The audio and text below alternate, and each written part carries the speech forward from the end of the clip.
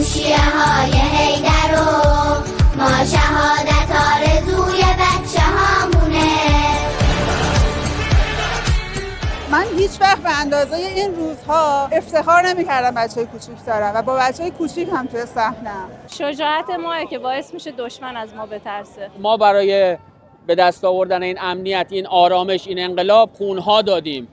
از رهبر عزیز شهیدمون گرفته تا زمان جنگ تحمیلی. راه درست اینه که وقتی که میبینیم که یه سری آدم مزدور و منافق منتظره که ماها تو خونه باشیم تا بیاد بیرون، ما بیایم بیرون، نذاریم اونا بیان بیرون.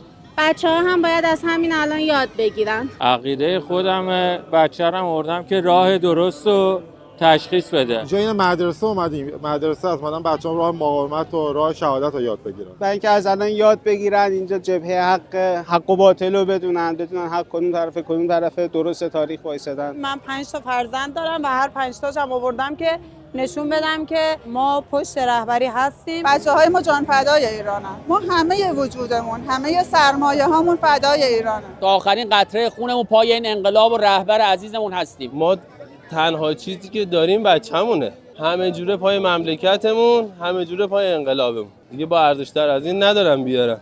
تو میدون برای رهبر، برای انقلاب، برای ایران. این شعاری که میگیم خونی که در رگ ما سریه به رهبر ماست که فقط شعار نیستش که در عمل هم باید نشونش بدیم دیگه.